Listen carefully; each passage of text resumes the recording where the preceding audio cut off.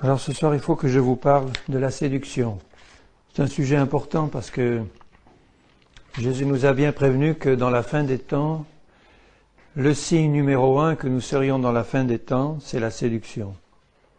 Il a dit à ses disciples, et il nous demande de veiller et de prendre garde à ne pas être séduit.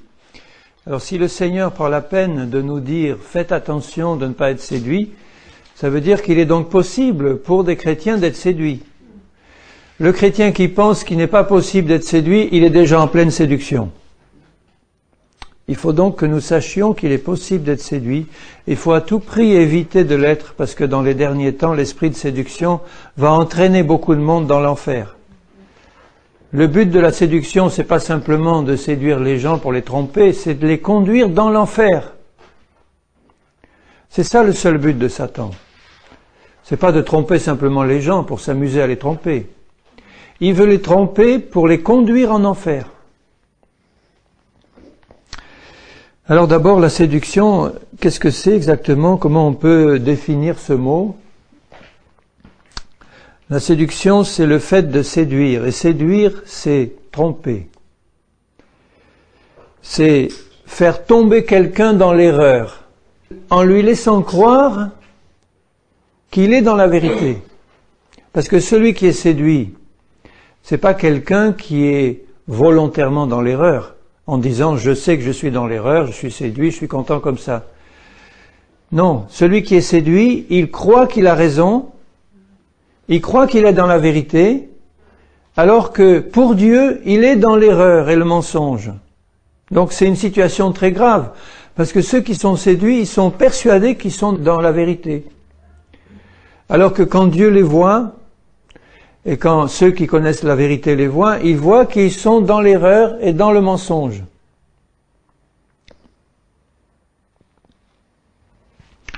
C'est pas toujours une erreur totale et complète sur tous les domaines, mais ça peut être un mélange. Ça peut être une partie d'erreur. Et là où nous sommes dans l'erreur, sur la partie où nous sommes dans l'erreur, nous sommes contrôlés par l'ennemi.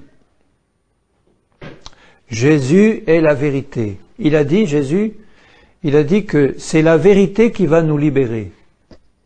Le Fils de l'homme va nous libérer par la vérité, par la connaissance de la vérité. Il est la vérité. Donc tout le travail du Seigneur, c'est de nous révéler la vérité par son esprit pour nous libérer de l'erreur et du mensonge. Donc ça peut être un mélange, et c'est un mélange entre la vérité et un mensonge qui est habillé en vérité pour celui qui est séduit. Une contrefaçon de la vérité. Vous savez ce que c'est une contrefaçon? C'est quelque chose qui a l'air d'être vrai mais qui est faux. Il y a des usines où il y a des fabricants malhonnêtes qui font des contrefaçons avec une marque qui est une vraie marque et puis un vrai modèle qui ressemble au vrai mais qui est en fait un faux, qui est fabriqué par quelqu'un qui n'est pas le vrai fabricant. Et quand on regarde, apparemment, ça a l'air vraiment tout à fait vrai, mais c'est pas fait par le bon fabricant. Évidemment, c'est vendu très cher, et il y a beaucoup qui se laissent attraper. Ce mensonge, s'il arrive à attraper les gens, c'est qu'il est présenté de manière séduisante, justement. Séduisante, ça veut dire agréable. Si le mensonge était présenté d'une manière très désagréable, il n'y aurait pas beaucoup de gens qui seraient séduits. Mais le mensonge est présenté d'une manière très agréable, il est présenté comme étant la vérité de Dieu. Et c'est pour ça que des âmes sincères se laissent séduire, parce qu'elles veulent davantage de choses du Seigneur, les âmes sincères veulent plus de Dieu, mais comme elles n'ont pas rempli un certain nombre de conditions, de prudence, de discernement que Dieu nous demande, ces âmes sincères qui veulent les choses de Dieu, qui veulent plus de Dieu, sont une proie facile pour Satan et pour l'esprit d'erreur, parce que ceux qui veulent plus de Dieu se jettent dans la contrefaçon. La séduction cherche toujours à remplacer la vérité par un mensonge qui ressemble à la vérité. Et plus on est près du Seigneur, plus la séduction va être subtile. Parce que celui qui est loin du Seigneur, il n'aura pas besoin d'une séduction subtile, une séduction grossière va lui suffire. Quelque chose de très grossier va suffire à le séduire parce qu'il ne connaît pas le Seigneur, il ne connaît pas bien sa parole. Mais plus on avance dans la connaissance du Seigneur et plus on avance dans la connaissance de la parole, ça ne nous garantit pas qu'on ne va pas être séduit, mais il faudra faire encore plus attention parce que les ruses, les artifices du malin seront encore plus subtils. Là, il va utiliser des moyens vraiment subtils, où la frontière entre l'erreur, le mensonge et la vérité, la frontière sera très étroite.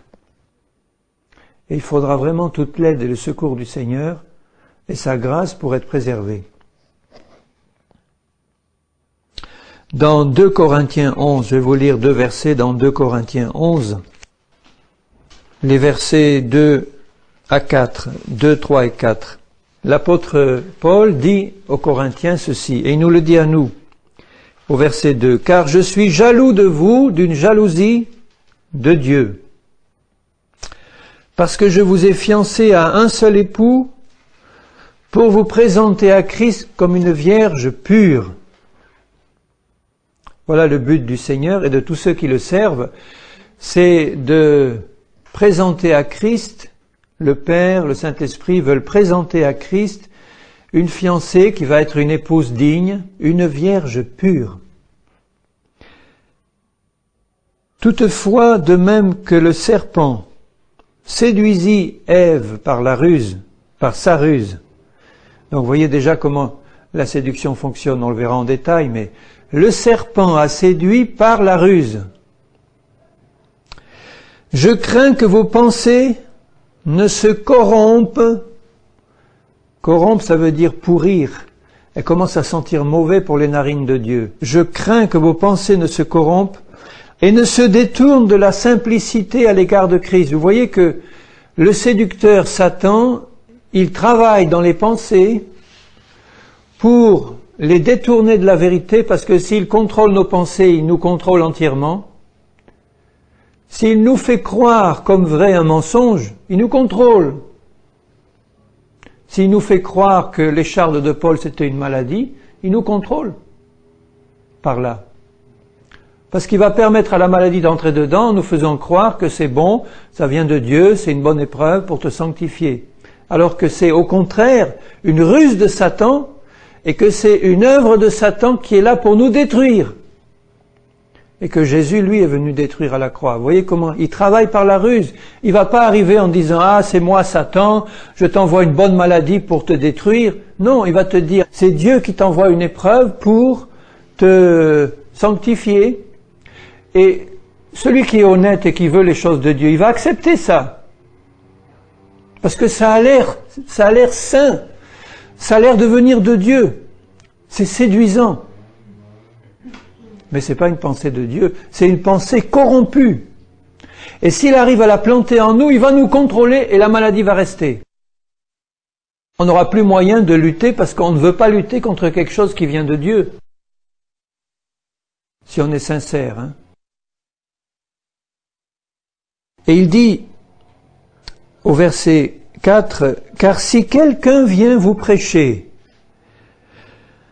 un autre Jésus que celui que nous avons prêché, ou si vous recevez un autre esprit, donc il dit bien que des chrétiens peuvent recevoir un autre esprit, quand il y en a qui disent un chrétien ne peut pas recevoir un autre esprit que le Saint-Esprit, là il dit bien, ou quand vous recevez un autre esprit que celui que vous avez reçu, le Saint-Esprit, cet autre esprit c'est celui de Satan, ou un autre évangile que celui que vous avez embrassé, vous le supportez fort bien. Pourquoi est-ce que ces braves Corinthiens le supportaient fort bien? Parce que cet autre Jésus, cet autre esprit et cet autre évangile, ils venaient avec toutes les ruses de la séduction en se présentant comme les vrais. Et donc ils étaient bien reçus par les Corinthiens. Si Satan avait dit « Non, vous inquiétez pas, j'arrive, c'est moi Satan, je suis en train de vous présenter un autre évangile et je vais injecter en vous un autre esprit », les chrétiens fidèles, en particulier, ils auraient dit, mais il n'est pas question. Tandis que s'ils le supportaient fort bien, c'est que leurs pensées étaient corrompues. Satan avait réussi à changer les pensées de Christ par ses propres pensées, en leur faisant croire que ça venait de Dieu. Donc il était capable de leur faire accepter un autre Jésus. Il y a beaucoup de mouvements chrétiens ou d'églises chrétiennes où le Jésus qu'ils adorent est un autre Jésus. Le Jésus catholique est un autre Jésus. Le Jésus de beaucoup de protestants est un autre Jésus. Le Jésus de beaucoup d'orthodoxes est un autre Jésus. Parce que il n'incarne pas l'ensemble de la vérité de toute la parole de Dieu. Il a été transformé, ce Jésus-là. C'est plus le Jésus de la Bible. Tout en ayant beaucoup de ressemblances avec le vrai. Parce qu'il vient, l'ennemi en ange de lumière, avec tous les artifices de la vérité pour séduire. Donc ce faux Jésus est pris pour le vrai. Et l'autre esprit, même chose, cet esprit qui se présente déguisé en Saint-Esprit, il arrive avec de beaux atours et de beaux vêtements et une belle allure, une allure de sainteté, une allure bien religieuse, une allure, une onction, une fausse onction, tout faux, mais bien imité. L'évangile aussi, le faux, Satan imite, il connaît parfaitement le vrai. Donc, connaissant parfaitement le vrai, il peut façonner un faux évangile qui va arriver à faire passer, parce que ceux qui le prennent, ils font comme les Corinthiens, ils ne sont pas prudents, ils ne testent pas, ils ne font pas attention à ce qu'ils reçoivent, ils ne prient pas, on verra la manière de se défendre. Vous le supportez fort bien. Et Paul, il s'en désole. Il les secoue. Il essaye de les ramener, il les exhorte pour leur montrer, mais Corinthiens, vous êtes en train de vous perdre. Vous vous rendez compte, frères et sœurs, si des frères et sœurs qui marchent droit avec le Seigneur peuvent un jour dans leur vie accepter un faux Jésus, un faux esprit et un faux évangile, mais où est-ce qu'ils vont finir, dites-moi? Dites-le-moi. Ils vont finir en enfer. On aura beau dire, ah bon, on est chrétien, on peut pas perdre son salut, on peut rien, on est automatiquement préservé de l'erreur, du mensonge et tout ça, et de la fausse vérité. Non, c'est pas vrai. Si on ne fait pas ce que le Seigneur nous demande de faire, on va être emporté par la séduction, parce que dans les derniers temps, elle va agir, et elle agit de plus en plus, de manière subtile et puissante dans le monde entier. Donc vous voyez que le danger est sérieux. Heureusement que le Seigneur a prévu des moyens d'en sortir, parce que sinon il n'y aurait pas de moyen d'en sortir. C'est un combat spirituel contre un esprit qui est beaucoup plus puissant que le nôtre, celui de Satan, et si nous n'avons pas toute la puissance de l'esprit de vérité et de vie de Jésus-Christ, nous ne pouvons pas gagner ce combat. Alors maintenant, l'auteur de la séduction, c'est jamais Dieu, hein. C'est jamais Dieu qui est l'auteur de la séduction. Dieu la permet parce qu'il permet tout. Il permet le péché, il permet ce qui arrive, il a tout permis dans le monde puisque ça arrive, mais il n'est pas l'auteur de la séduction. L'auteur de la séduction, depuis le commencement, c'est le diable. C'est Satan. Alors c'est sûr qu'on peut se tromper soi-même, on peut se séduire soi-même. Si les conditions ne sont pas remplies dans notre cœur pour qu'on évite la séduction, on va se séduire soi-même. Mais si on se séduit soi-même, il y en a un qui pousse à fond de l'extérieur, c'est Satan. C'est lui le menteur et le père du mensonge, et c'est lui qui, dès le début dans le jardin d'Éden, a poussé les hommes à tomber dans l'erreur en les séduisant par la ruse. Donc vous voyez que il n'est pas nécessaire d'être dans le péché pour être séduit, puisqu'Adam et Ève, ils n'étaient pas dans le péché, ils étaient purs.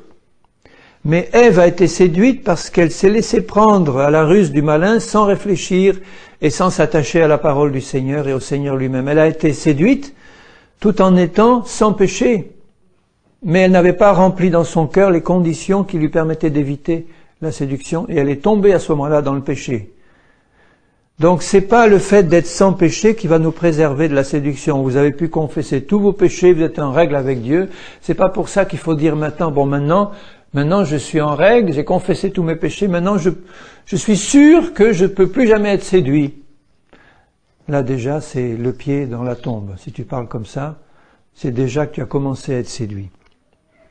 Donc le grand séducteur, le diable, dès le commencement, travaille à tromper les gens, parce qu'il est tellement mauvais, méchant et vilain, que s'il se présentait tel qu'il est, il ne pourrait vraiment avoir que très peu qui le suivent. Les satanistes qui savent qui est Satan et qui le suivent volontairement, même ceux-là, ils sont séduits. Même dans le mal, s'ils savaient vraiment où Satan les attend et où ils tomberaient, ils n'iraient pas faire ce qu'ils font. Ils sont séduits par goût de pouvoir, d'argent ou tout ce que vous voulez, mais Satan a réussi quand même à les tromper sur un point, c'est qu'ils vont pas régner avec Satan dans le nouveau monde qu'il prépare, ils vont finir dans le lac de feu. S'ils le savaient vraiment, ils seraient pas fous au point d'y aller, tête baissée, ils sont séduits. Donc le séducteur, c'est le diable, et tous ceux qui travaillent pour lui, c'est-à-dire toutes les hordes de mauvais esprits qui travaillent avec lui, et les hommes qui sont volontairement ou involontairement contrôlés par lui. Ceux qui sont volontairement, ce sont les satanistes, mais ceux qui sont involontairement, ce sont ceux qui sont eux-mêmes séduits et qui sont un instrument entre les mains du diable. Dans Jean chapitre 8 et au verset 44, Jésus dit ceci.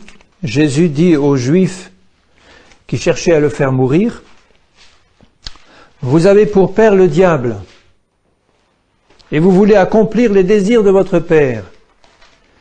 Il a été meurtrier dès le commencement, et il ne se tient pas dans la vérité, parce qu'il n'y a pas de vérité en lui, rien, aucune. Lorsqu'il profère le mensonge, il parle de son propre fond, car il est menteur et le père du mensonge. » Il est menteur, père du mensonge. Donc rusé, menteur, séducteur, père du mensonge, et il travaille par le mensonge et la séduction. Il est le malin. Malin, ça veut dire qu'il est vraiment rusé.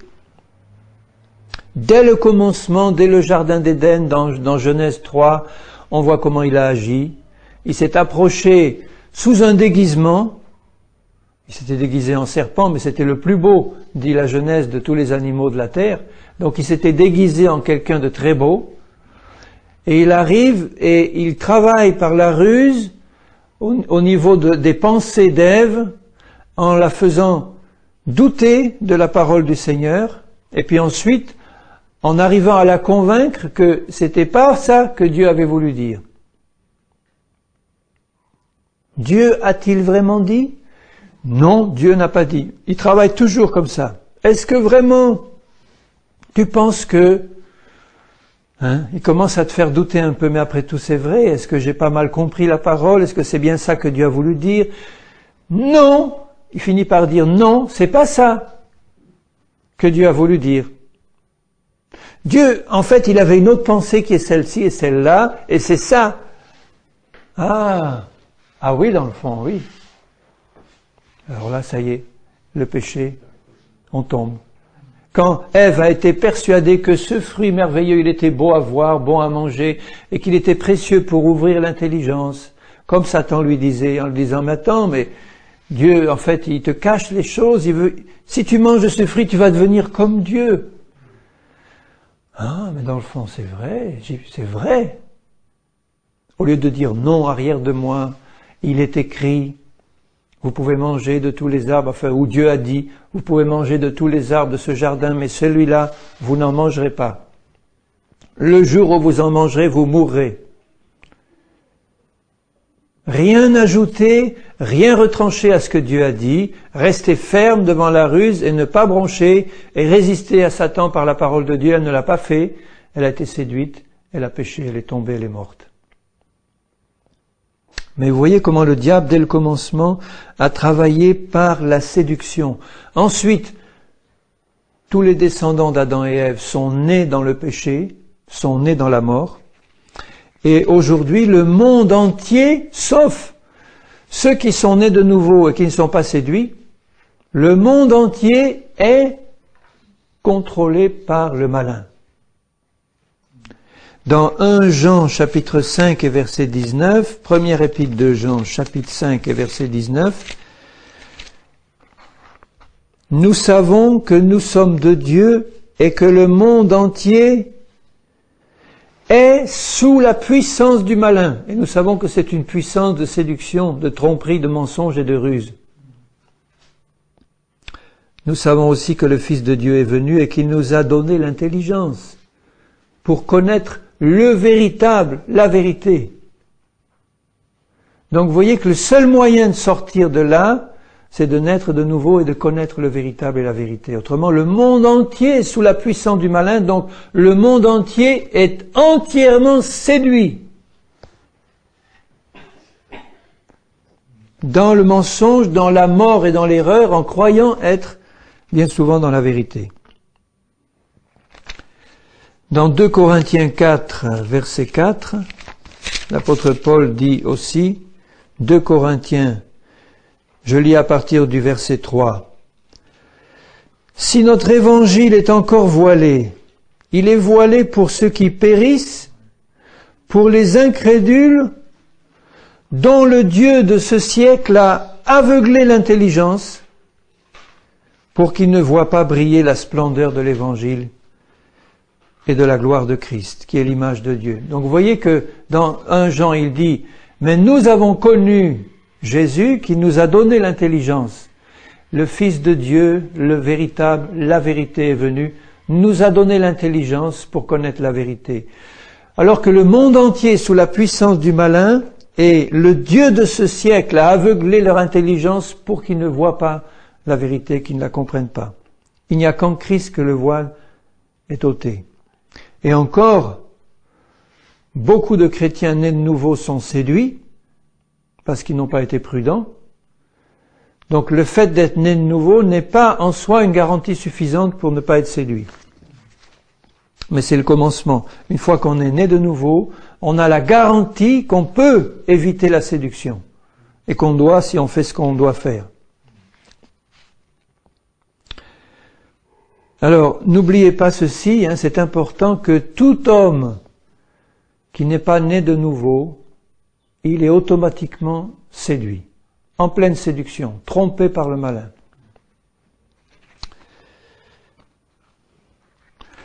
Alors pourtant, les hommes en général, et même les chrétiens séduits, ils n'aiment pas qu'on leur dise qu'ils sont séduits, ou ils n'aiment pas simplement la pensée qu'ils pourraient être séduits. Les hommes du monde, c'est normal parce qu'ils sont dans le péché, donc dans l'orgueil, dans la désobéissance, et la simple idée qu'ils pourraient être séduits ne peut pas leur venir à l'esprit parce qu'ils sont contrôlés par le malin et par l'orgueil de la vie. C'est une arme de l'ennemi. Mais nous, chrétiens, nous devons soigneusement éviter cette pensée qu'il n'est pas possible que nous soyons séduits. Il faut vraiment éviter cette pensée-là. Parce que le fait de penser, souvent même un chrétien, de penser qu'il pourrait être séduit, ça l'irrite et il n'aime pas cette pensée. C'est quand il y a des restes d'orgueil en nous, il dit non, moi je suis trop avancé dans le Seigneur, j'ai trop longtemps servi le Seigneur, c'est pas possible que je sois séduit. Je suis un serviteur de Dieu, j'aime, ou une servante de Dieu, j'aime Dieu, j'ai tant fait de choses pour lui, c'est pas possible que je sois séduit. Il faut éviter cette pensée-là. C'est de l'orgueil. Parce que le Seigneur nous a avertis. Il nous met en garde, il nous exhorte constamment. Je lirai dans Matthieu 24 et au verset 3, il s'assit sur la montagne des Oliviers et ses disciples vinrent en particulier lui faire cette question. Dis-nous, quand cela arrivera-t-il? Quel sera le signe de ton avènement et de la fin du monde? Le signe. Jésus leur répondit, prenez garde que personne ne vous séduise. Car plusieurs viendront sous mon nom. Voyez la ruse. Sous mon nom. On se déguise en Jésus ou quelque chose qui vient de Jésus ou de Dieu. Plusieurs, de nombreux viendront sous mon nom disant, etc. C'est moi qui suis le Christ, ou je viens de la part de Dieu, ou Dieu m'a dit, ou je vous annonce la parole de Dieu, etc. Et ils séduiront beaucoup de gens, chrétiens ou pas. Mais là, Jésus parle spécialement à ses disciples. Prenez garde que personne ne vous séduise. Dans la fin des temps, la séduction va augmenter en permanence parce que le péché augmente, la rébellion augmente. Satan sait que son temps est compté, donc il va mobiliser toutes ses forces de ruse et de séduction pour en séduire un maximum et les séduire au maximum possible, pour que ça soit verrouillé, qu'ils puissent plus sortir de la séduction. Chrétien ou pas, il fera tout. Le Seigneur nous a avertis que dans la fin des temps, ce serait son arme principale. Dans 1 Timothée 4, il dit aussi, 1 Timothée 4, au verset 1 et 2, l'Esprit dit expressément que dans les derniers temps, dans lesquels nous sommes, on est même dans les derniers temps des derniers temps, eh bien, l'Esprit dit expressément, ça veut dire que vraiment il a insisté.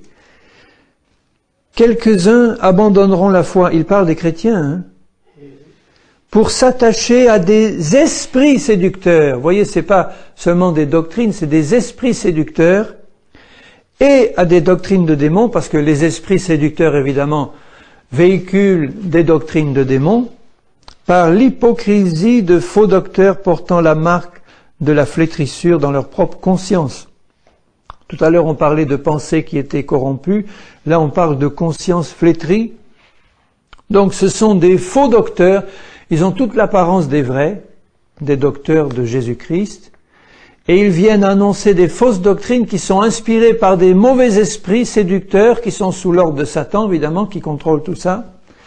Et qui vont injecter dans le monde entier des fausses doctrines de démons pour faire abandonner la foi de plusieurs ou de nombreux ou du maximum possible pour qu'ils s'attachent à ces esprits. Donc c'est un faux évangile, un faux esprit, un faux Jésus. Dans les derniers temps, ça va devenir dur, très dur. Donc le Seigneur nous a prévenus. Tous ces esprits séducteurs agiront de la même manière que leur maître par la ruse et le mensonge, par une contrefaçon des choses divines. Ils vont agir en contrefaisant la présence de Dieu. Ils vont faire une fausse présence de Dieu. C'est-à-dire qu'ils vont manifester dans les réunions ou dans la vie des chrétiens, ils vont manifester quelque chose qui va ressembler à la présence de Dieu, qui va frapper les gens d'une crainte divine, en leur faisant croire que c'est vraiment Dieu qui est en train de se manifester. Une fausse onction, des faux dons spirituels, des fausses prophéties, même des prophéties vraies, mais qui seront inspirées par Satan pour tromper les gens.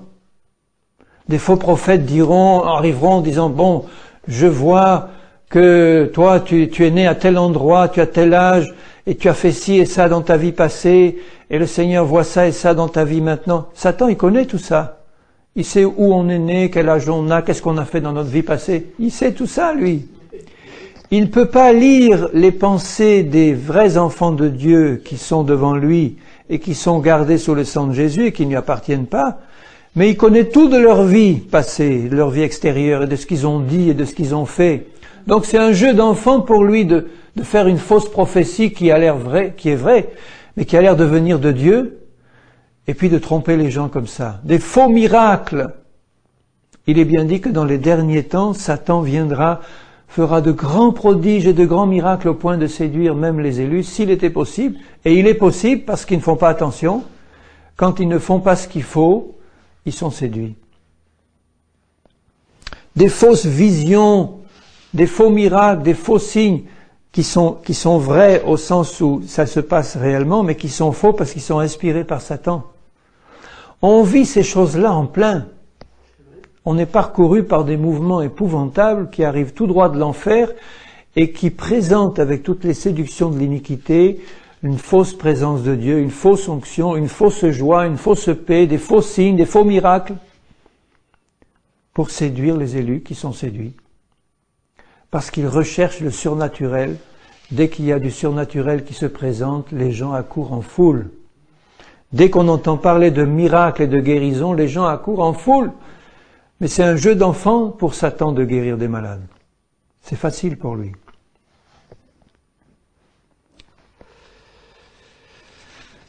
Donc Jésus l'a dit, prenez garde. Contrôlons tout ce qui se passe. N'acceptons rien de ce qui se passe sous nos yeux, tant qu'on n'a pas soigneusement contrôlé. Et Jésus ne va pas se fâcher contre nous si on le fait. Il y en a qui craignent de contrôler en disant « mais je vais fâcher Dieu. Si je commence à contrôler ce qu'il est en train de faire, je vais fâcher Dieu. Je vais risquer de pécher contre le Saint-Esprit. » Mais non, jamais Jésus va se fâcher contre toi si tu vérifies soigneusement tout ce qui se passe. Il vaut mieux que tu doutes du mensonge plutôt que de le gober sans discernement. Alors, quels sont les symptômes bibliques de quelqu'un qui est séduit? Les symptômes que la parole de Dieu nous montre, les symptômes bibliques et pratiques de la séduction. Ça nous permet de voir en passant si on est déjà sur un terrain de séduction. D'abord, je vous rappelle que quand on n'est pas né de nouveau, on est déjà séduit. Donc tous les chrétiens qui croient être nés de nouveau et qui ne le sont pas, sont en pleine séduction. Pour être vraiment né de nouveau, il faut vraiment avoir reçu une conviction profonde de péché qui vient du Saint-Esprit, avoir reconnu l'œuvre de Jésus à la croix, s'être repenti de ses péchés, être venu vraiment devant Jésus en criant pour qu'il change nos cœurs et avoir reçu cette nouvelle naissance qui ne peut venir que de Dieu lui-même par l'œuvre de Jésus, du Saint-Esprit, pour changer notre esprit et notre cœur et nous faire rentrer dans le corps de Christ. Alors là, on est né de nouveau, on a échappé à la main de Satan et à la mort, et on est rentré dans la famille de Dieu et de Christ. Mais ça ne veut pas dire que la séduction soit enlevée immédiatement quand on est né de nouveau, parce qu'on arrive avec un tel bagage du passé, c'est notre esprit qui est changé, mais nos pensées, nos sentiments, nos habitudes, nos traditions, notre corps, tout ça n'est pas changé. Il y a tout un travail d'enseignement du Saint-Esprit et de la parole pour nous faire reconnaître la vérité, nous laver, nous purifier. Donc à partir du moment où on est né de nouveau, le travail commence de libération. Mais ne nous arrêtons jamais à la pensée de dire que parce qu'on est né de nouveau, c'est fini, on n'est plus séduit, on ne peut plus l'être. Jusqu'au bout, jusqu'au retour de Jésus ou jusqu'à la mort, si elle vient avant, nous aurons à lutter contre l'esprit de séduction et à veiller et à prier et à faire attention.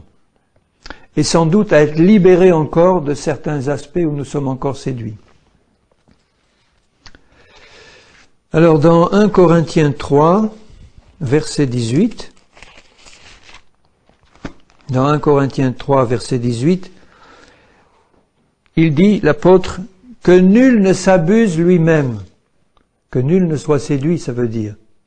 Si quelqu'un parmi vous pense être sage selon ce siècle, qu'il devienne fou pour devenir sage, car la sagesse de ce monde est une folie devant Dieu.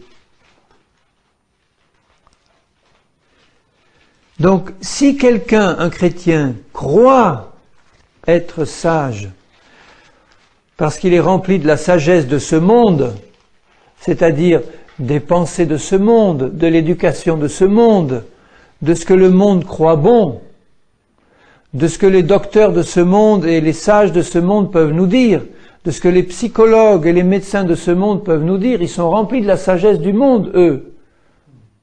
Les psychologues, les médecins, etc. Je ne dis pas que cette sagesse de ce monde, elle est objectivement mauvaise en tout point, mais elle est fondamentalement mauvaise parce que c'est pas une sagesse qui vient de Dieu. Si un psychologue te dit tu as besoin de te détendre, de relaxer à condition que ce soit pas du yoga, tu as besoin de passer un moment de te mettre au vert, etc., c'est un conseil pratique qui est pas mauvais en soi. Mais c'est pas ça qui va régler au fond mes problèmes. Donc si je prends la sagesse du monde, que je m'en remplis, et que je crois que je suis sage devant Dieu, je suis séduit à fond. Et l'Église est si souvent séduite par la sagesse des hommes. On va utiliser les moyens, les techniques des hommes pour le service du Seigneur en négligeant ce qui est essentiel, c'est-à-dire la connaissance de Dieu et la sagesse de Dieu qui ne vient que quand on est rempli du Saint-Esprit. Et quand on est vraiment rempli du Saint-Esprit, Dieu peut se servir de ceux qui étaient considérés comme des balayures dans le monde, qui n'avaient rien comme éducation, qui savaient à peine lire et tout juste compter, et encore, certains ne le savent même pas, qui étaient considérés comme des rien du tout par les sages de ce monde, dans l'Église du Seigneur, s'ils sont vraiment remplis du Saint-Esprit, Dieu peut s'en servir 1000 fois mieux que les sages du monde qui se convertissent et qui sont encore remplis de leur sagesse du monde. Cette sagesse-là, ça va être un frein pour l'œuvre de Dieu, un blocage complet. Elle peut être mise au service du Seigneur, mais c'est pas elle qui compte. Elle est soumise à la sagesse de Dieu. Donc, si quelqu'un se croit sage avec la sagesse du monde, il est séduit. Il se séduit lui-même, mais en fait, il a été trompé par les pensées de l'ennemi. Dans 1 Corinthiens 6, un peu plus loin, au verset 9. Ne savez-vous pas que les injustes, c'est-à-dire les pécheurs, n'hériteront pas le royaume de Dieu? Ne vous y trompez pas, parce qu'il y avait des chrétiens qui étaient séduits. Il leur dit, ne vous y trompez pas. Il dit, ne soyez pas séduits. Ni les impudiques, ni les idolâtres, ni les adultères, ni les efféminés, les infâmes, les voleurs, les cupides, les ivrognes, les outrageux, les ravisseurs, etc. La liste, elle peut être longue. N'hériteront le royaume de Dieu. Et c'est là ce que vous étiez, quelques-uns de vous, mais vous avez été lavés, vous avez été sanctifiés, justifiés au nom de Jésus. Donc là, il parle à des chrétiens qui disent, qui croient être chrétiens, mais qui continuent à pratiquer le péché sur un de ces domaines, et qui disent, mais nous, on a accepté Jésus comme sauveur, nous, on va au ciel. Ils sont séduits, il dit, ne vous y trompez pas, ils n'iront pas dans le royaume de Dieu. S'ils continuent à pratiquer ces choses, ils sont séduits.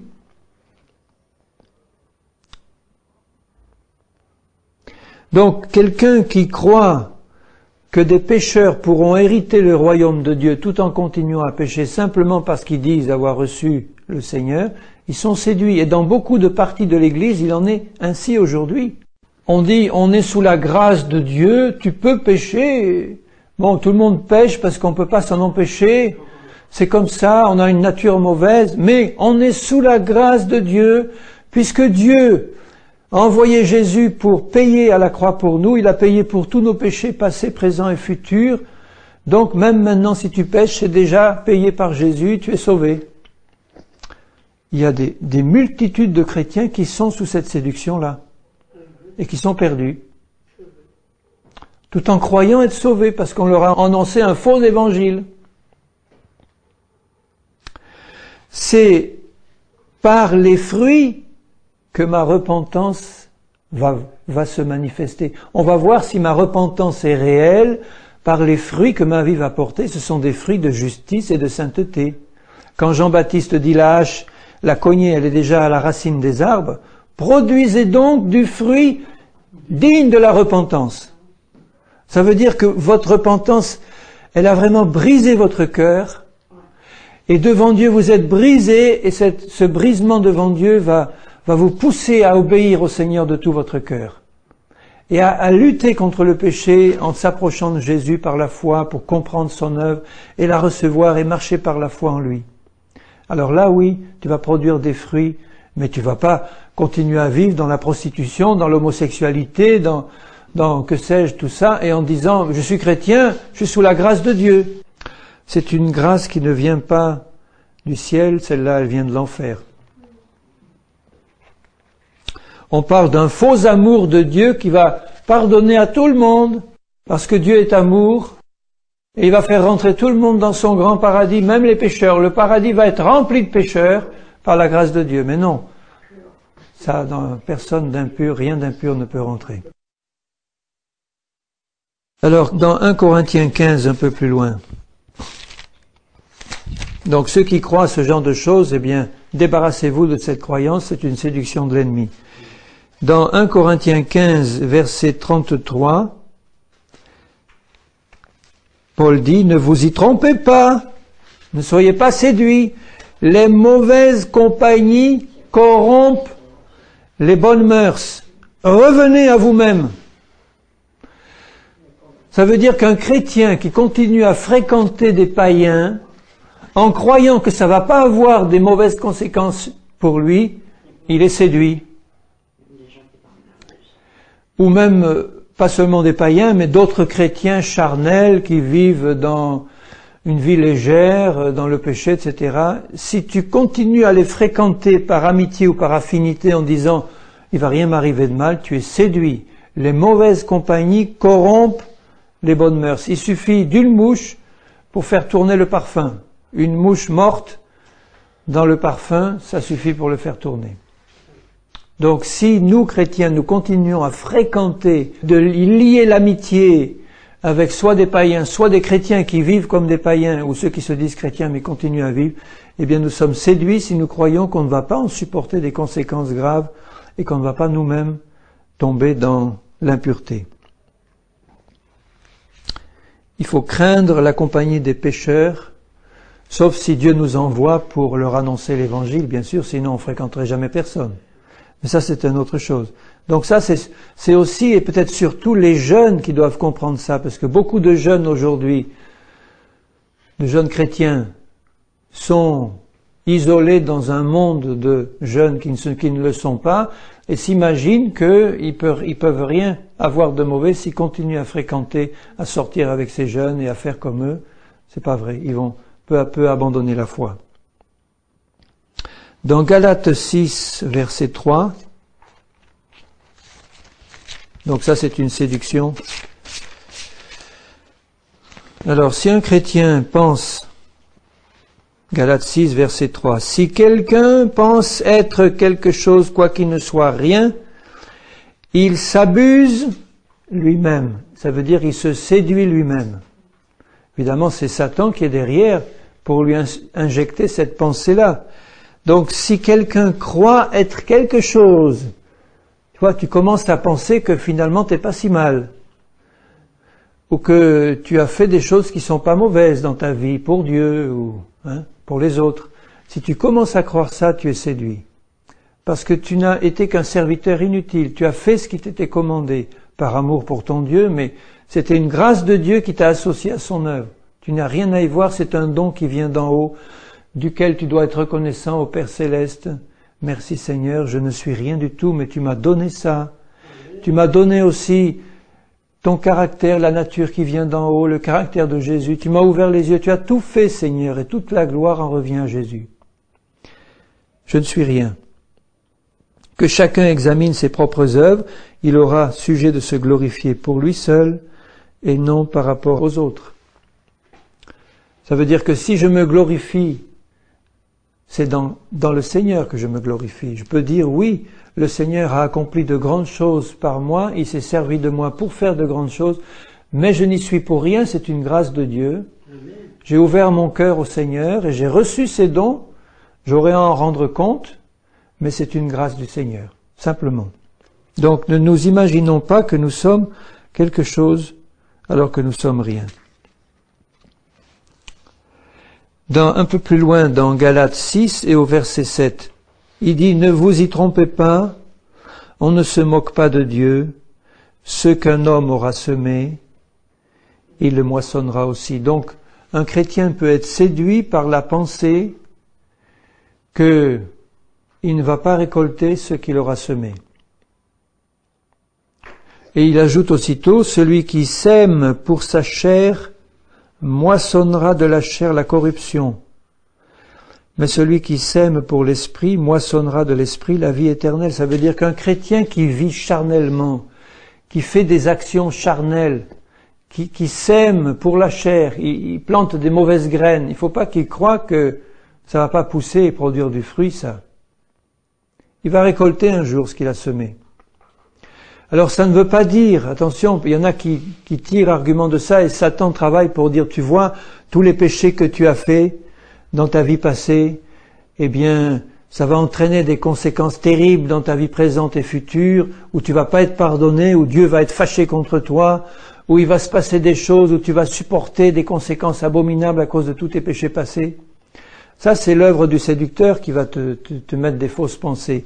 Mais simplement, ça veut dire que si tu sèmes, en tant que chrétien, il parle à des chrétiens, il dit, si tu travailles de manière charnelle et si tu produis des choses charnelles dans ta vie, tu devras en supporter les conséquences pratiques dans ta vie. Et la conséquence, ça ne veut pas dire que tu vas être coupé de la communion avec Dieu ou que Dieu ne va plus se servir de toi. Parce que si tu es dans le Seigneur et si tu es en communion avec Dieu, eh bien tu dois à un moment donné comprendre que tu es en train de semer quelque chose de charnel. Tu vas demander pardon à Dieu de tout ton cœur. Tu vas arrêter de faire ça. Mais ça ne veut pas dire que tu n'auras pas à supporter encore quelques conséquences des actions charnelles que tu as pu faire. Un exemple tout simple et tout pratique, tu t'es violemment fâché contre quelqu'un d'une manière qui n'était pas juste, ça a entraîné chez l'autre personne une réaction violente aussi, tu t'en rends compte, tu demandes pardon au Seigneur, tu demandes pardon à l'autre personne, mais elle ne veut pas te pardonner. Et puis elle te fait subir encore des mauvais traitements et des mauvais coups. Parce que elle, ou elle n'est pas chrétienne, ou elle ne marche pas avec le Seigneur comme elle devrait. Et parce que toi, tu l'as traitée injustement, cette personne, même si tu as demandé pardon à Dieu, même si tu lui as demandé pardon, elle va continuer à t'en vouloir, elle sera pleine d'amertume contre toi, elle va te persécuter et tout. Tu ne fais que récolter ce que tu as semé, même si tu as demandé pardon. Il dit, si tu es en train de semer quelque chose de mauvais, c'est-à-dire que si tu es en train de marcher par la chair, par la colère, par l'animosité, par l'amertume, etc., tu es en train de semer des mauvaises graines. Ne crois pas que tu vas rien récolter. Même si tu demandes pardon à Dieu et aux autres, tu vas récolter quelque chose. Mais ça va pas te couper de la communion avec Dieu, ça va être simplement, ça va être simplement une épreuve qu'il va falloir supporter un temps, le temps que Dieu le permettra, pour que tu aies peut-être bien compris la leçon et que celui qui a souffert en a fini avec le péché. Je ne parle pas de la souffrance de la maladie, je parle de la souffrance, celle-là par exemple, exactement. De la souffrance qui est causée par le contre-coup qui vient de tes propres actions charnelles passées que tu as semées. De la récolte que tu es obligé de faire maintenant à cause de toutes les mauvaises graines que tu as semées toi-même. C'est sûr que Dieu est plein de grâce et il peut aussi m'enlever certaines des conséquences si je prie, si je lui demande. Mais c'est lui qui juge. Et si en tout cas il juge que je vais devoir récolter ce que j'ai semé, c'est parce que dans sa justice, ça va être bon pour moi. Je vais comprendre enfin que je n'ai pas intérêt à semer pour la chair. Parce que ça fait mal, bien-aimé, de récolter des choses comme ça fait très mal. On récolte des choses de la même nature que ce qu'on a semé. Ça veut dire que si tu as semé de la colère, Dieu va mettre devant toi des gens coléreux qui vont te faire souffrir. Et tu vas comprendre ce que c'est que te mettre en colère. Si tu es plein d'amertume, eh bien Dieu va mettre sur ta route des gens qui seront pleins d'amertume avec toi. Tu récolteras simplement ce que tu as semé, mais ça va te faire comprendre ce que c'est que l'amertume. Si tu as eu l'habitude de rejeter les autres, Dieu va mettre devant toi des gens qui vont te rejeter. Ça va te faire comprendre ce que c'est que le rejet et comment tu as pu faire souffrir les autres en les rejetant dans le passé. Etc., etc. Vous voyez ? Mais si Dieu le fait, c'est pas simplement pour nous faire subir mécaniquement les conséquences comme ça, comme les Indiens disent, un mauvais karma que tu subis mécaniquement. C'est pas ça du tout. C'est parce que Dieu veut me faire comprendre une leçon. J'ai semé quelque chose qui a fait du mal, je m'en suis pas rendu compte, et souvent c'est en supportant exactement la même chose que moi j'ai fait subir aux autres que mes yeux s'éclairent et je comprends. Je préférerais que mes yeux soient éclairés par la révélation du Saint-Esprit, ça serait beaucoup mieux. Et c'est comme ça, en fait, que Dieu veut profondément agir. Quand Paul prie pour les autres en disant « Seigneur, ouvre-leur les yeux », nous devons prier pour que nos yeux s'ouvrent et que la mauvaise récolte s'arrête au plus vite. Mais on va récolter. Alors, dans Jacques 1, 22, alors vous voyez que c'est pour dire qu'on peut être séduit si on pense qu'on va rien récolter du tout. Et il y a des fausses doctrines chrétiennes qui le disent. T'inquiète pas, Dieu a tout pardonné, tu vas rien récolter. Jacques 1. Jacques a beaucoup de choses à dire sur la séduction. Dans Jacques 1 et au verset 22, Jacques, tout ça c'est pour des chrétiens.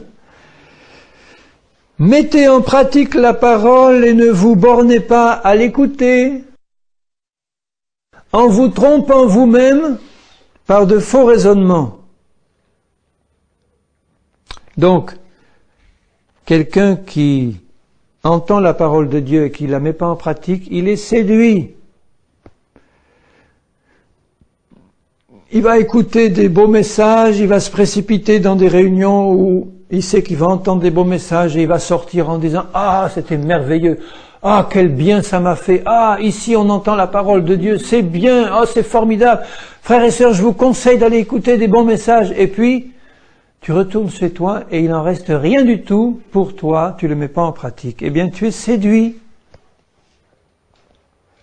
La parole de Dieu n'est annoncée que dans un seul but, par le Seigneur, pour qu'elle nous change. Sinon, on est comme ces gens qui viennent devant Jésus. Je disais, ah, j'ai chanté devant vous, j'ai chanté et puis vous avez dit, c'est beau, c'est bien, mais maintenant, on n'avait rien à faire. On n'a rien à faire. Ou ces gens qui venaient devant le prophète Ézéchiel en disant, bon, on vient consulter l'Éternel par toi qui es prophète de Dieu. Alors, dis-nous un peu ce que dit le Seigneur. Dit, comment? Vous gardez vos idoles dans votre cœur, dit Dieu, et vous venez me consulter? Ah non, ça va pas, ça. Ils viennent me consulter pour avoir la parole de Dieu, le prophète leur donne, et puis il dit, oui, c'est très bien, tu as bien parlé, mais nous ne ferons rien de ce que tu as annoncé. Séduit, séduit. Donc, quand on entend la parole de Dieu, c'est pour la mettre en pratique, parce que c'est la volonté, elle nous change, elle nous édifie dans le Seigneur, la parole de Dieu. On doit avoir un amour profond pour le Seigneur et pour sa parole en disant, Seigneur, c'est ta parole qui a une puissance de vie. Quand je la reçois avec un cœur honnête et bon, elle va être une bonne semence, elle va produire du fruit. Mais je la garde pour la mettre en pratique, c'est ça. La garder, pas dans nos oreilles, mais la garder dans notre cœur pour qu'elle germe et qu'elle produise du fruit et qu'elle me change. Un peu plus loin dans Jacques 1, verset 26. Si quelqu'un croit être religieux, là c'est au sens spirituel, donc on pourrait dire, si quelqu'un croit être spirituel, sans tenir sa langue en bride, mais en trompant son cœur, donc séduit, la religion de cet homme est vaine. Donc la spiritualité de cet homme, elle ne sert à rien. Vain, ça veut dire, elle ne sert à rien. Beaucoup de chrétiens sont séduits comme ça. Ils connaissent beaucoup de choses, ils ont compris beaucoup de choses du Seigneur et de sa parole. Ils mettent même en pratique beaucoup de choses de la parole de Dieu, mais sur un point, alors là, sur un point, ils ont ouvert les vannes complètement au contrôle de l'ennemi. Ils ne tiennent pas leur langue en bride. Le signe de la perfection, c'est celui qui a réussi à tenir sa langue en bride.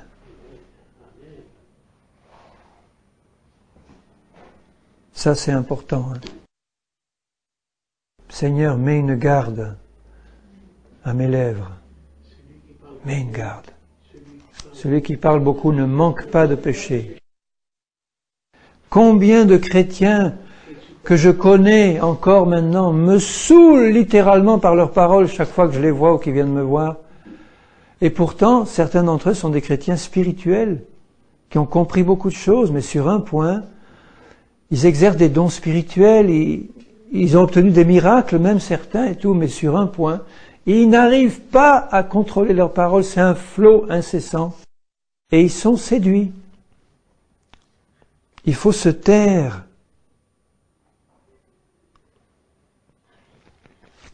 Quelle séduction! Et enfin, dans 1 Jean 1, là c'est une sélection de certains symptômes de séduction chez les chrétiens. Dans 1 Jean 1, verset 8, alors ça c'est peut-être le plus grave, puisque là vraiment, je lis à partir du verset 6, 1 Jean 1, verset 6. Si nous disons que nous sommes en communion avec lui et que nous marchions dans les ténèbres, nous mentons, donc nous sommes séduits, nous pratiquons pas la vérité. Mais si nous marchons dans la lumière, comme il est lui-même dans la lumière, nous sommes mutuellement en communion, et le sang de Jésus-Christ, son Fils, nous purifie de tout péché. Si nous disons que nous n'avons pas de péché, nous nous séduisons nous-mêmes, et la vérité n'est pas en nous. Si nous confessons nos péchés, il est fidèle et juste pour nous les pardonner. Donc là, c'est le cas du chrétien qui est dans le péché, ou qui a commis un péché et qui le sait, et qui ose dire, moi, je n'ai pas de péché. Il est séduit. Nous nous séduisons nous-mêmes. Alors, par toutes sortes de bonnes raisons.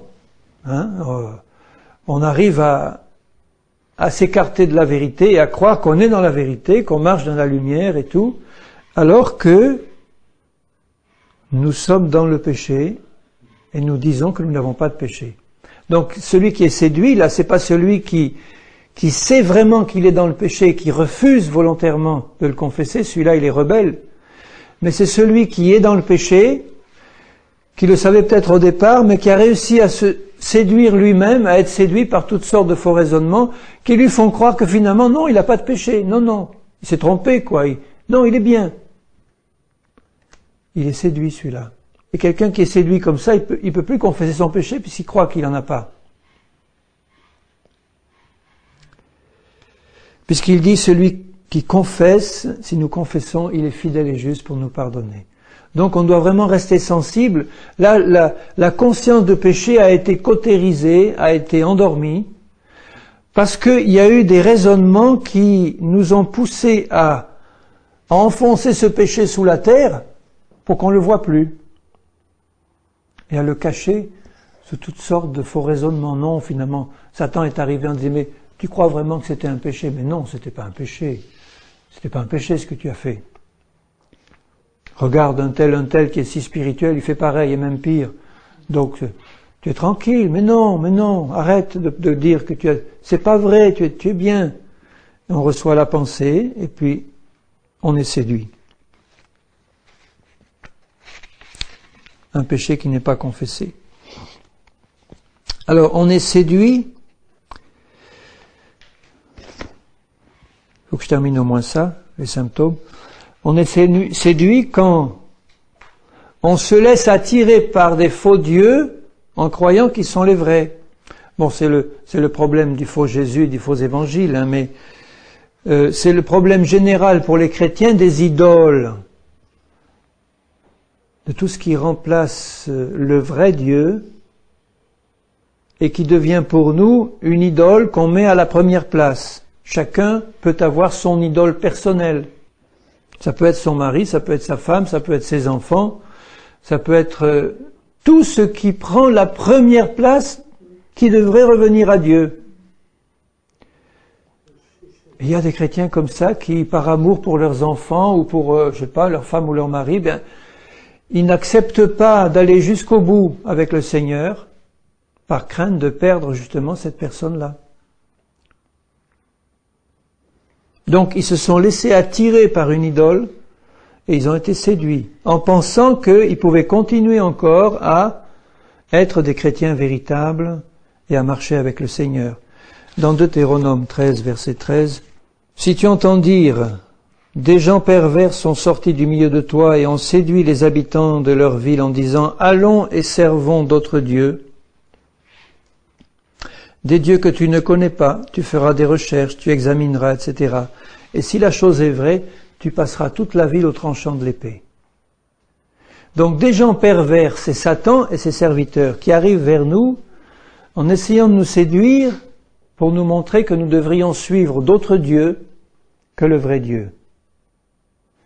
Et rappelez-vous ce que Jésus dit à la fin des temps. Si certains viennent vous dire « Christ est là » ou « Il est ici », n'y allez pas. N'y allez pas. Moi j'entends aujourd'hui cette voix retentir « Christ est là » ou « Il est dans tel pays » ou « Il est en Argentine » ou « Il est à Toronto » ou « Il est à... » Ça peut être vrai, ça peut être faux. Mais si je dois y aller, je dois vraiment être sûr que c'est Dieu qui m'y envoie. Parce que Dieu est aussi là où je suis. Et si je le cherche vraiment de tout mon cœur, dans ma chambre, en fermant ma porte, le Père qui est là dans les cieux, il est aussi là, à côté de moi.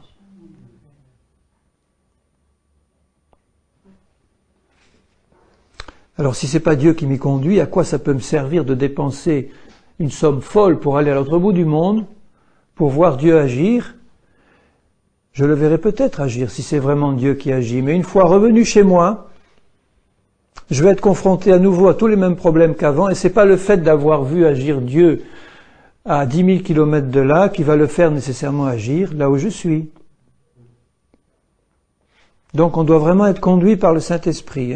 Je dis pas que nous devrions jamais bouger et aller voir un réveil s'il se produit vraiment à tel endroit de mon pays ou du monde. Je dis pas ça, mais je dis qu'on doit être conduit par le Seigneur pour le faire, parce qu'il a ses plans. Et c'est pas parce qu'on dit Christ est là ou il est là que je dois y aller. Moi je dirais par principe je n'irai pas. Sauf si je sens vraiment que Dieu me travaille pour y aller parce qu'il a quelque chose de précis à faire en moi. Mais par principe je dirais je n'y vais pas.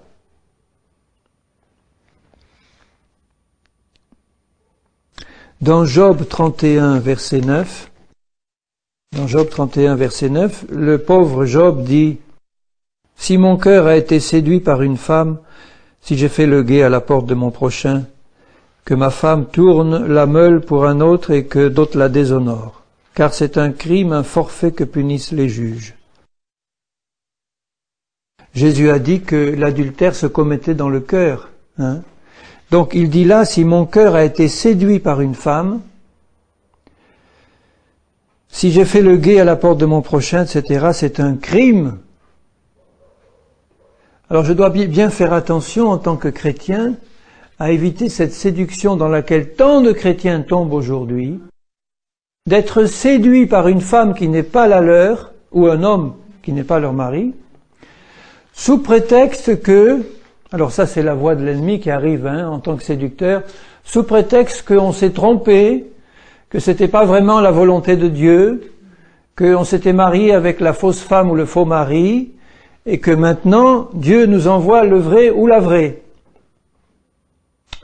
C'est entièrement faux, mais il y a une séduction qui vient là et qui agit dans le cœur, et on doit bien faire attention parce que c'est une séduction très puissante, aujourd'hui. L'esprit de l'erreur est à l'œuvre pour séduire les cœurs des maris et des femmes, pour les détourner de leur vraie femme et de leur vrai mari, pour aller les attacher à d'autres, avec une séduction très spirituelle et très religieuse, parce qu'évidemment ça ne marcherait pas autrement, pour te faire croire le mensonge et te détourner de la vérité. La vérité, c'est qu'une fois que tu es marié, c'est pour la vie. Quelles que soient les choses qui arrivent, tu es lié pour la vie tant que le mari ou la femme est vivant. Alors, te laisse pas séduire, bien-aimé,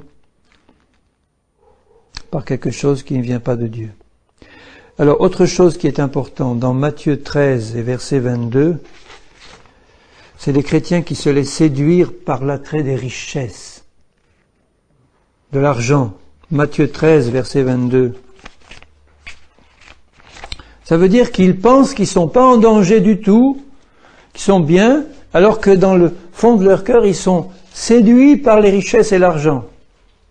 Ils sont pris par le désir de s'enrichir. Matthieu 13, verset 22.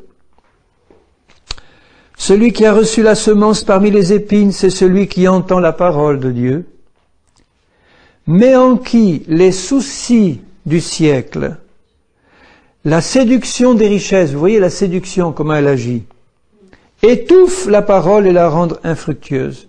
Et dans Marc, dans le même passage de Marc, il parle de la séduction des richesses et de l'invasion des autres convoitises. Donc c'est une convoitise, la séduction des richesses, mais l'invasion de toutes ces convoitises qui viennent du monde, des autres convoitises, de la séduction des richesses, et les soucis aussi du siècle, c'est une séduction, eh bien tout cela qui peut se résumer en un mot, l'amour du monde. Si un chrétien aime le monde tout en croyant être vraiment chrétien, il est séduit. Parce que celui qui aime le monde, il se fait ennemi du Père.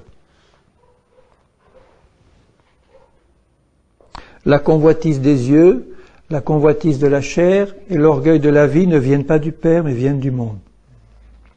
Donc on doit vraiment être au clair. Si tu dis que tu es un chrétien engagé, que tu es un chrétien rempli de l'esprit, qui veut travailler avec Dieu, qui veut faire des choses pour Dieu, être utilisé par Dieu, et si tu gardes dans ton cœur l'amour des richesses, ou l'attrait des convoitises de ce monde, ou même les soucis de la vie, si ces soucis dominent sur toi au point de te bloquer spirituellement, hein, à ce moment-là, mais tu as l'amour du monde dans le cœur et tu es séduit. Et enfin, je m'arrêterai là, le dernier symptôme, c'est dans Hébreux 3, verset 13. Dans Hébreux 3, verset 13, combien de chrétiens sont séduits par les richesses? C'est pas le fait d'être riche qui est un problème, c'est le fait d'avoir dans le cœur l'amour pour les richesses. Ça veut dire que si demain, toi qui es riche à millions, hein, je sais pas, c'est le cas ici, mais dire millions de nouveaux francs, toi qui es riche à millions, si on te disait demain, Dieu te demande de t'en séparer complètement jusqu'au dernier centime, tu entends, de vendre ta grande maison à piscine, de distribuer ton compte bancaire, de vendre tes propriétés et tout, de les distribuer aux pauvres et de te retrouver nu comme Job du jour au lendemain, dépendant seul de Dieu, comment tu réagirais? Seigneur. Mais Seigneur, enfin, il faut que j'ai de l'argent pour distribuer. Tu sais, Seigneur, j'ai un don de libéralité, je dois donc être riche. Enfin, toutes sortes de séductions qui vont... Vous vous rappelez la parabole du jeune homme riche? Jésus dit, il te manque une seule chose pour être sauvé. Une. Toutes les autres, c'était impeccable.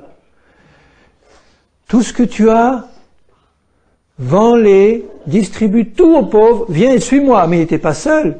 Vous vous rendez compte, suivre Jésus qui est la richesse éternelle, à lui tout seul, il incarne toute la richesse de Dieu et il possède toutes les richesses de l'univers. Suivre Jésus, mais je vais manquer de rien. Alors il te manque une chose, débarrasse-toi de tout ça du jour au lendemain, dans ton cœur déjà, et ça montrera si tu es séduit ou pas.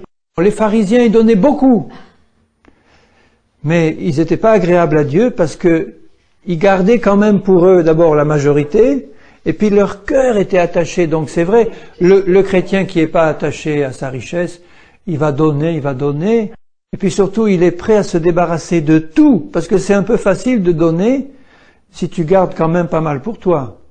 Si tu as tout ton confort, ta maison, ta voiture, tout, si tu donnes quand même beaucoup, bon, mais le jour où Dieu dit débarrasse-toi de tout, il te restera rien que moi. Bon, quel est celui qui vraiment le ferait avec une pleine gaieté de cœur? Mais vraiment la gaieté de cœur, la joie. Ah, Seigneur, tu me demandes quelque chose de formidable. Oh Seigneur, dépende que de toi. Oh, quelle grâce tu me fais. Oui, tout de suite, allez, je me débarrasse de tout. Tiens, qui en veut? Qui veut? Qui veut 1 million, 2 millions, 3 millions? Allez, prenez ma voiture, mes vêtements, tout. Alléluia! Je ne sais pas s'il y a beaucoup de chrétiens qui réagiraient comme ça, naturellement. Vous vous rendez compte la séduction des richesses? Jésus dit, tu peux pas être mon disciple si tu fais pas une croix là-dessus, si tu renonces pas à ta propre vie, tu peux pas. La première richesse, c'est ma propre vie. Ma propre vie, ça, y renoncer par l'œuvre de la croix, on verra après comment être libéré de la séduction.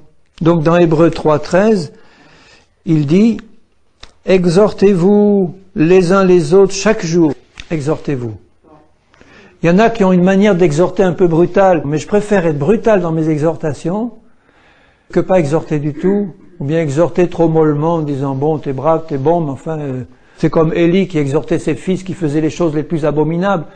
Pas Élie le prophète, mais Élie le grand souverain sacrificateur, E-L-I, qui avait 2 fils qui couchaient avec les femmes devant le temple, qui prenaient les offrandes de Dieu et tout. Puis il leur disait simplement « Oh mes fils, ce que vous faites n'est pas bien. » C'est tout. Et puis il les laissait continuer. Il aurait dû les châtier sévèrement, et puis les enlever du service de Dieu, et les punir, les exclure. « Oh mes fils... » Oui, c'est pas très bien ce que vous faites. Si je dis ça à un frère qui est en train de commettre une abomination, « Oh mon frère, oui, c'est pas très bien ce que tu fais. » Il dit « Non, c'est horrible ce que tu fais, il faut que tu arrêtes. » Avec amour, bien sûr, avec amour. Alors dans 3.13, il dit ceci, « Exhortez-vous les uns les autres chaque jour aussi longtemps qu'on peut dire aujourd'hui, afin qu'aucun de vous ne s'endurcisse par la séduction du péché. » Donc vous voyez que l'instrument numéro 1 entre les mains de Satan, c'est la séduction du péché, de tout ce qui est péché, de la désobéissance, donc de la révolte, puisque au verset 8, il dira « Aujourd'hui, si vous entendez sa voix », toujours dans le chapitre 3, « N'endurcissez pas vos cœurs comme lors de la révolte au jour de la tentation, la séduction, la tentation dans le désert. » Donc c'était des gens qui étaient révoltés, c'était des gens qui étaient attirés par le péché, et à cause de ça, ils ont été séduits. Donc un chrétien qui est attiré par le péché, qui est attiré, et qui a de la révolte dans son cœur, qui est attiré par les choses, la rébellion contre Dieu et tout ce que pratique ce monde, s'il croit être un bon chrétien tout en ayant ça dans son cœur, il est séduit. Et en plus, ces choses le séduisent. Alors, les symptômes pratiques, je conclus cette partie-là. Donc, finalement, pour résumer, un chrétien séduit, c'est un chrétien qui fait toutes ces choses, mais si je résume, c'est un chrétien qui est aveuglé sur sa véritable condition, un chrétien qui ne voit pas clair sur sa véritable condition, il croit qu'il est droit et juste, et en fait, il est complètement dans l'erreur ou en partiellement dans l'erreur, il est aveuglé. Un chrétien séduit, c'est un chrétien aveuglé. C'est aussi un chrétien qui a tendance à se croire infaillible. Ça, c'est un signe de séduction qui est important. Des chrétiens qu'on ne peut jamais persuader, qui ont toujours raison, qui se croient infaillibles, qui disent « moi, non, c'est comme ça, je pense, ce que je pense est juste ». Ça, c'est un signe, c'est un grand danger de séduction, l'infaillibilité pontificale. C'est l'incapacité d'écouter. Ça, c'est un signe de séduction important parce que quand on est capable d'écouter les autres, de prendre du temps, quand on ne parle pas, celui qui parle tout le temps, il est par définition incapable d'écouter, il a un danger d'être séduit très grand. Mais celui qui est séduit, il manifeste souvent une incapacité d'écouter parce qu'il ne sait pas écouter Dieu, donc il ne sait pas écouter les autres non plus. Il va être tout le temps en train de s'affirmer lui-même ou de parler de lui ou de parler, plutôt que de se taire et d'écouter Dieu et d'écouter les autres. Parce que si tu es séduit, Dieu peut se servir de quelqu'un pour venir te le dire. Et si tu n'as pas la capacité d'écouter, tu es en danger. Alors moi je mettrais ces signes-là comme signes pratiques. Quelqu'un qui est aveuglé, qui ne s'en rend pas compte. Quelqu'un qui se croit infaillible et qui a toujours raison. Quelqu'un qui est incapable d'écouter ou qui parle trop. Et incapable donc d'être corrigé, d'être persuadé du contraire de ce qu'il pense ou d'autre chose. Donc ce sont des signes aussi d'orgueil spirituel. Voilà les signes et les symptômes pratiques de la séduction. Seigneur, je veux te bénir et je veux te remercier parce que tu nous as promis vraiment que nous pourrions éviter la séduction si nous faisons ce que tu nous conseilles de faire. Si nous sommes attachés à toi et à ta parole de tout notre cœur dans le désir d'obéir. sans chercher, Seigneur, des fausses raisons ou des fausses excuses, ou sans écouter la voix du malin, en étant prudents comme des serpents, doux comme des colombes. Seigneur, fais ce travail dans mon cœur et dans le cœur de toutes tes brebis, et ouvre constamment nos yeux, Seigneur, sur les artifices du malin, et aussi sur ce qui se trouve dans nos propres cœurs. Seigneur, je te prie de le faire au nom de Jésus-Christ, et je t'en rends gloire. Amen.